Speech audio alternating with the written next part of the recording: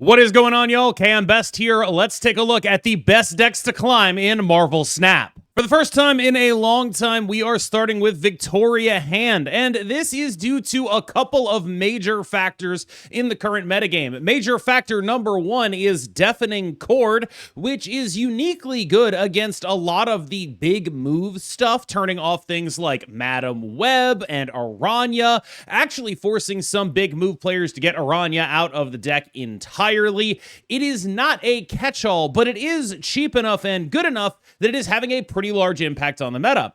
The second is, of course, Shadow King. Last week we talked about how the metagame had been centralizing around things that Shadow King is good against. And largely the reason for that is that those are the combo decks that beat the other combo decks. This means that we're in a metagame that is fairly centralized and, after the most recent OTA, not changed as much as with previous OTAs. So there's a lot of continuity here with this metagame and the previous metagame.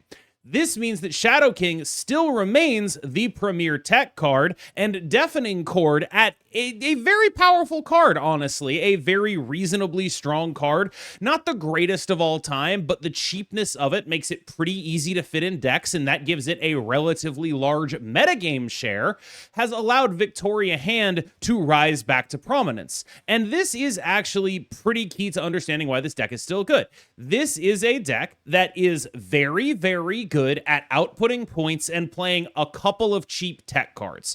Previous metagames have not been kind to decks like that because the tech cards have largely been getting more expensive and less efficient. And there's also been a bunch of fully combo metagames where all the combo decks require different tech cards in order to beat them. As the combos have centralized, Shadow King has become a very powerful anti-combo card, and Deafening Chord has supplemented that in a very powerful way. This means the Victoria Hand has a 1-2 punch of tech that is both cheap and effective against the current metagame.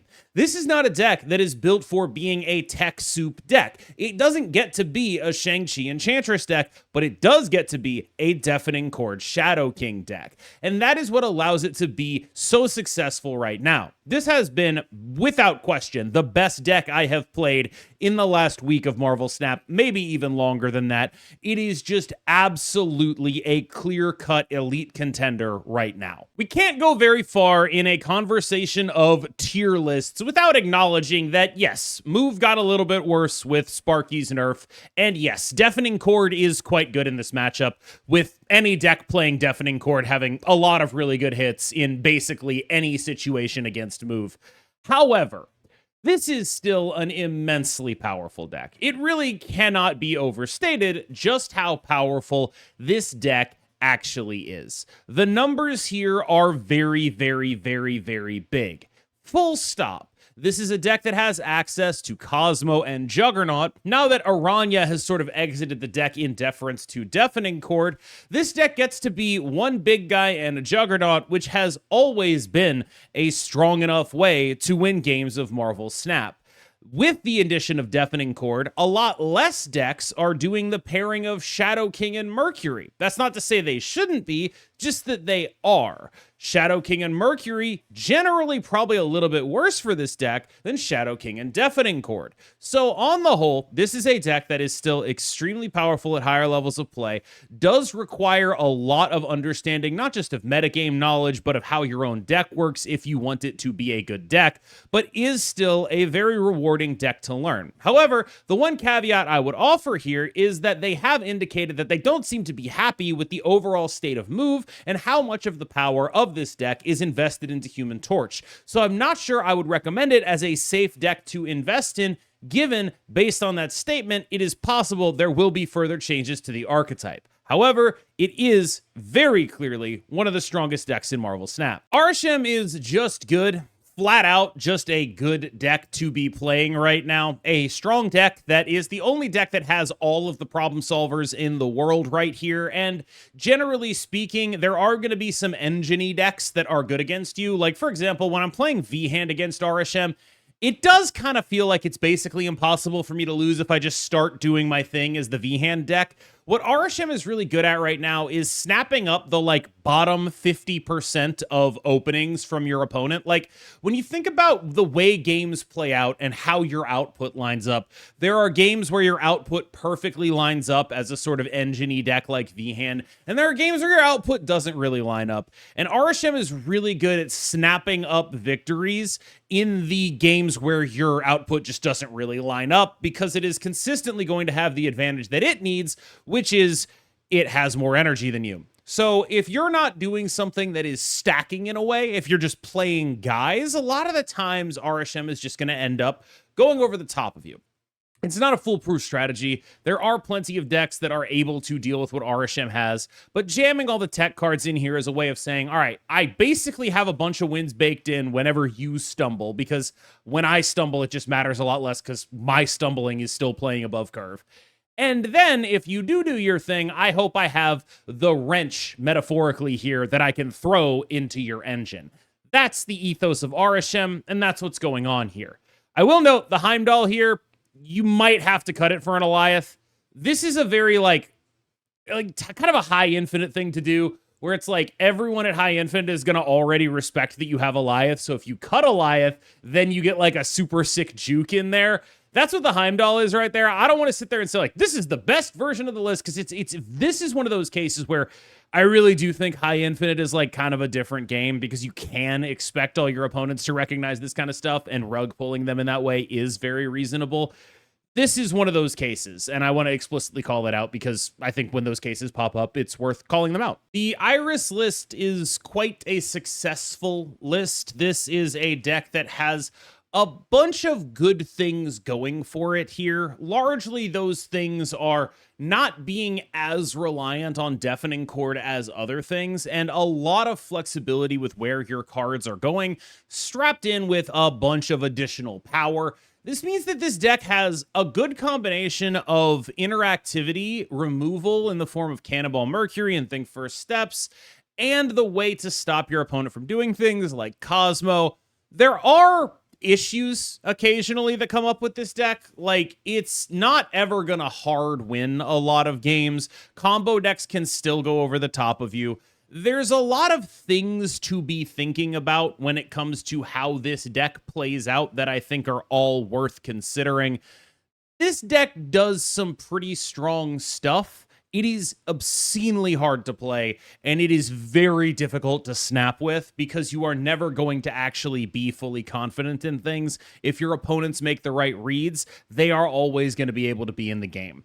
What this does do is make a lot of really strong points, prevent interaction in much the same way that the full move deck can do.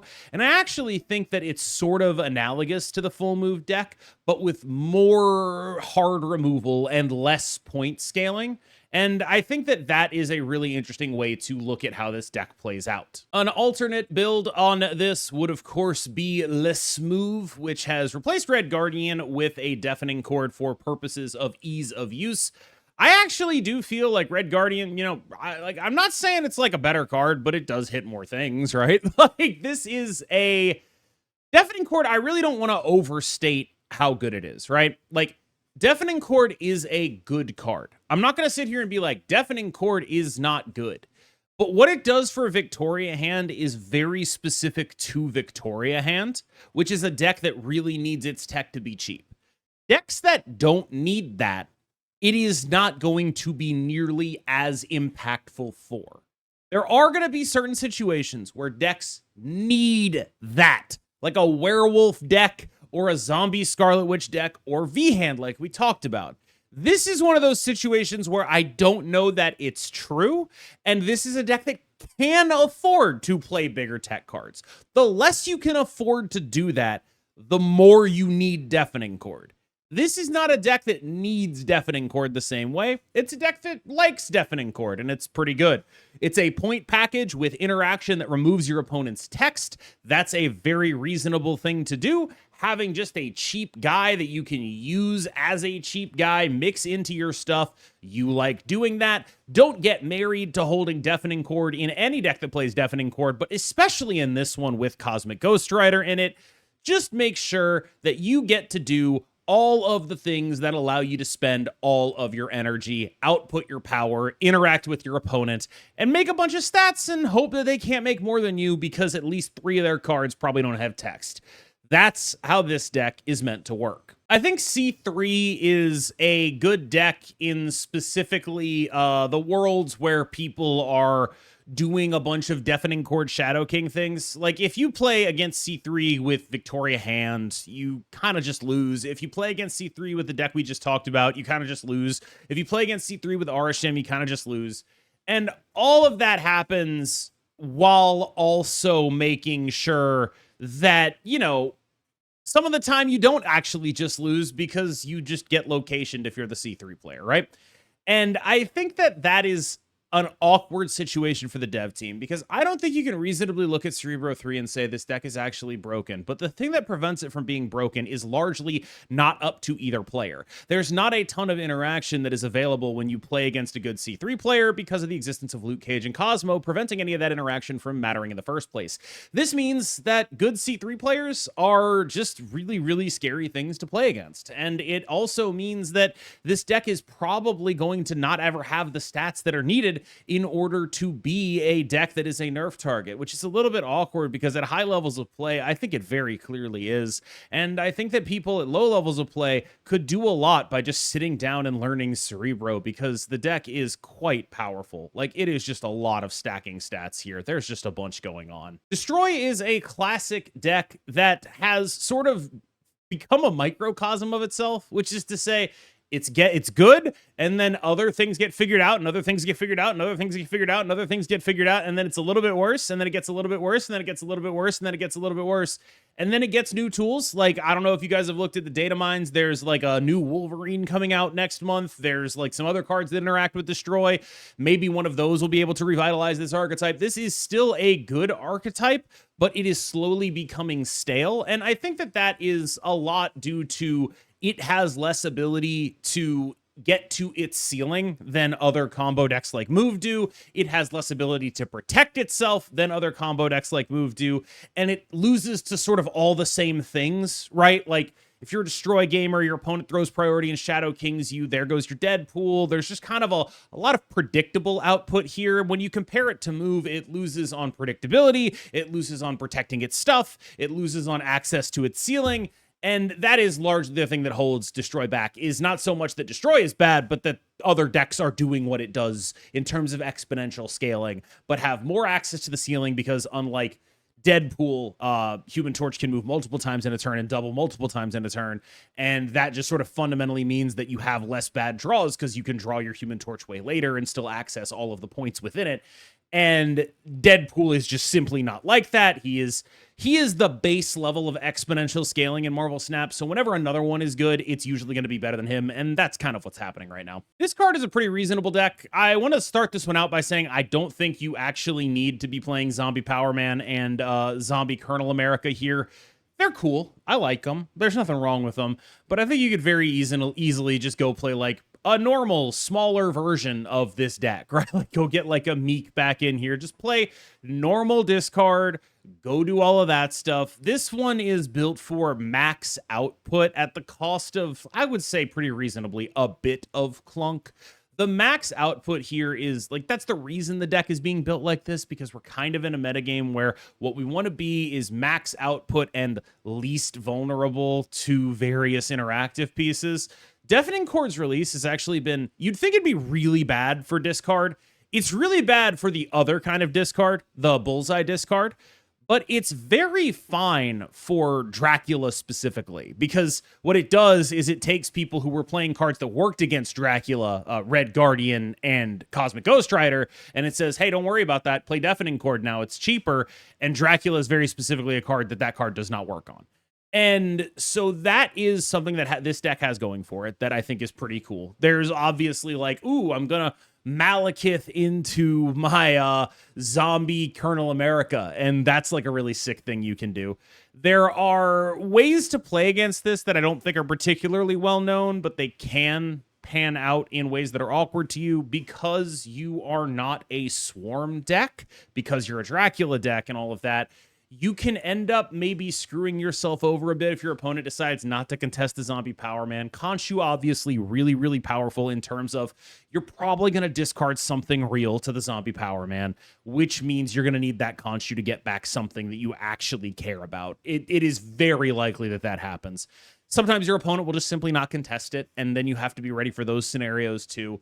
The numbers here, though, are largely basically saying, I want to be as big as possible without being super negatively affected by Deafening Chord and by Shadow King. And I think that's a very smart way to build a deck right now. This deck has been running around everywhere recently. Jet, of course, has made every Phoenix Force deck, but I think there is something that people who don't play a lot of this deck aren't particularly aware of, and that is that Jet currently does not own Superior Spider-Man, and we have both been thinking that Superior Spider-Man just really unlocks this deck's potential in a meaningful way. So if you do have Superior Spider-Man, try this. We're sort of experimenting with what the swap out should be.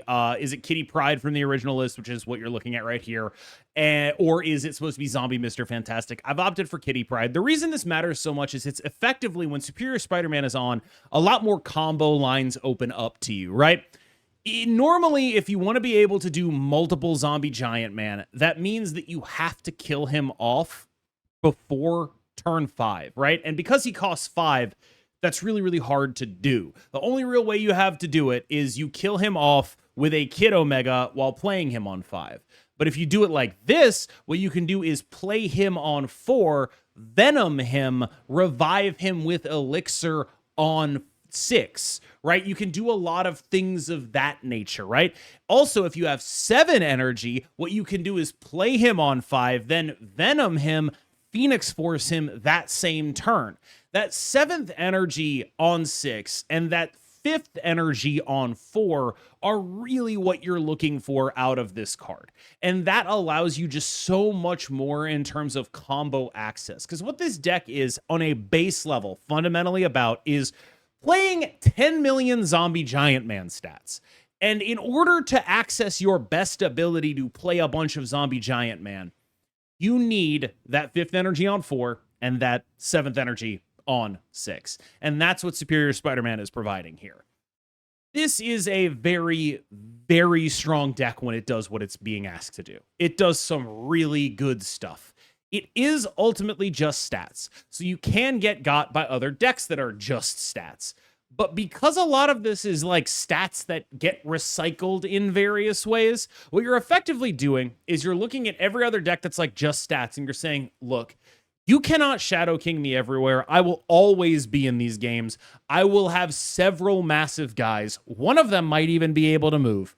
And it's a very difficult deck to play the final turn against, fundamentally, once it's done what it's trying to do here. Obviously, it also has occasional random free wins against Arachnid that involve using Cassandra Nova instead of your zombie package as the thing that you kill off and recycle.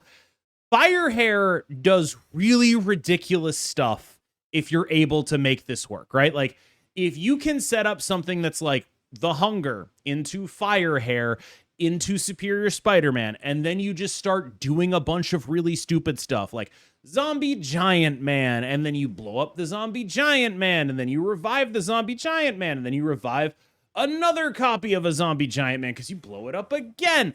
A lot of dumb things can happen in this deck is really the point that I'm trying to make here. You get a lot of procs of Zombie Giant Man gaining power.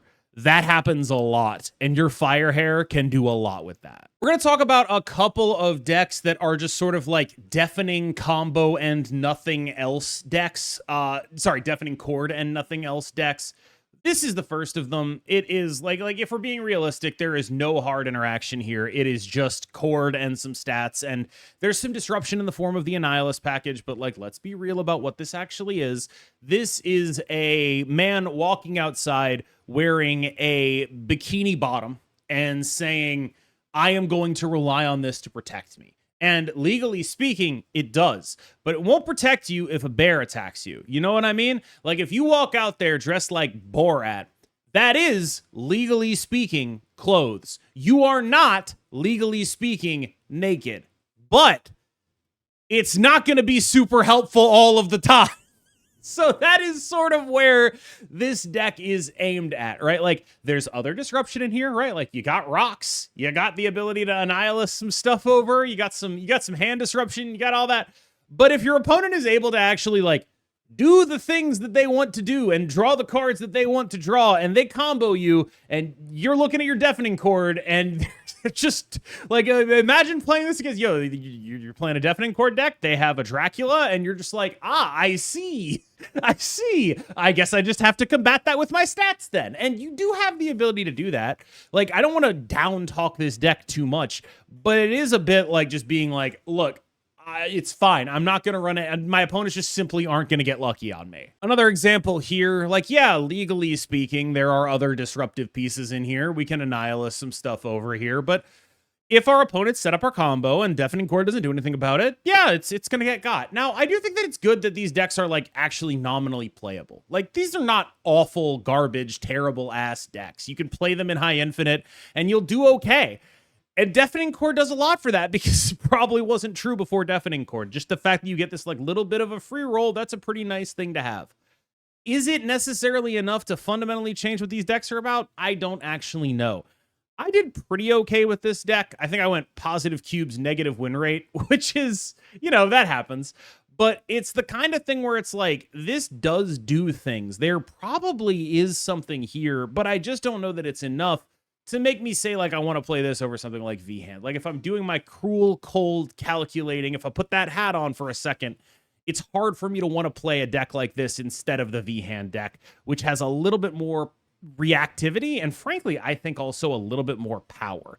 Gets a Shadow King in there, and also probably does more points. Remember when Superior Spider-Man came out, and I was like, I don't think this card is going to be recognized for what it's doing for a while. Like, this is going to be a slow grow kind of card where it's just like, this is the kind of thing where it's like going to get better as people realize specific situations in which they need that extra energy and want to be able to get that extra energy and are able to get that extra energy. And I think that's slowly starting to happen, because this is another Superior Spider-Man deck. I don't want to put people on the spot and be like, go get it. It's like a part of a tier 1 deck, because these are still sort of things that are feeling their own spaces out. This one comes from Derek, and he is very convinced that it is a meaningful upgrade over the typical Pixie strategy in the Pixie Gorr list, allowing you to do a lot of very cool things, especially on that final turn of the game. And this is where I think you might see a little bit more of this. Allowing 3+ Juggernaut again, where that could be, let's say we do Superior Spider-Man in order to play our Gorr, right? That comes out on 5. Then we Mystique Juggernaut. That's really strong. Or maybe we're ahead enough that we Cosmo Juggernaut. That's really strong. That's where that 7th energy comes in. And I think a lot of the time what you see is people doing Luna Snow stuff in order to get that 7th energy, but this is not symmetrical. And so what you're going to see, I think, going forward with this card is a decent amount of that, where it's like, oh, if I really want that, like, 4+3 on 6, maybe Superior Spider-Man is the way to go. Really interesting spot, really interesting card. Like, definitely a bit of a sleeper. I've been banging pretty much the same drum about Man Spider. Cougar's combo deck has done pretty well. I think the higher up you are, weirdly, the worse this is, because it does rely a lot on, like, your opponent not really understanding what the deal here is. But the deal here is effectively like, I'm going to do something stupid with Man Spider, and it's going to be really cheap. You know, I've talked about how Man Spider's biggest weakness is that if you're playing the normal Man Spider decks, you are super vulnerable to Shadow King, and that is a weakness this deck really explicitly tries to alleviate by cheating the Man Spider with either Anti-Venom or Ghost Rider, and that is the thing that is being done here, basically, is saying, like, look, what I'm going to do is, instead of just playing a Man Spider out and making big guys, I'm going to cheat. I'm going to cheat this Man Spider. This Man Spider is going to be something that you don't expect it to be. It's going to be fully cheating. It's going to be really weird. And that allows me much more flexibility with point output on the final turn of the game. I think a good comparison for this deck actually would be the Jet PEEF zombie deck, where it's just like, this is very confusing in terms of where the output is going on the final turn of the game, and that confusion is very threatening to your opponent. Last up is this list, which I've been seeing just a kind of shocking amount of. So it is going in the destroy spot on this tier list. This is a Dakin combo deck, and there's been a couple of things like in this space before. There's a player named Zinrius who plays at a relatively high level that you see occasionally, who's just like basically a Dakin combo OTP. I don't know if this is exactly what his list is, but it's definitely the kind of thing that I'm familiar with how this works. I can't imagine it's the right thing to be doing right now. And I don't know who told you guys to be doing a bullseye deck in Deafening Chord week, but it's really, really awkward. Like, I would imagine that this deck is cool and unique and performs really well until your opponent knows what it is and Deafening Chord's your bullseye and they cry, right? Like, I think this deck is fine. I want to sit here and be like, this deck is unplayable garbage, but it is very much in that space that Man Spider was in, where once people figure out what's happening to them, you're probably not winning again. And I think that that is largely what this deck has issues with. It's the wrong time for it. I don't know what it is that possessed the metagame. And maybe someone did a video on it. I genuinely don't know. But when I looked at Untapped, this was like the most played deck at like top 50%, I think, and maybe even also at top 10%. And it was like, I don't understand why this would happen this week. And I assume the answer is someone did a video on it. But this happening this week, like I use like the last 7 days data. And it's like, that does not seem like the right time to be doing this. All right, y'all. Thank you so much for watching. As always, I've been KMBest. One correction I want to issue. I did not use last 7 days data. I used since the patch data. Nobody get mad at me. All right. Thank you so much. I've been KMBest. You have been phenomenal, and I will see you in the next one.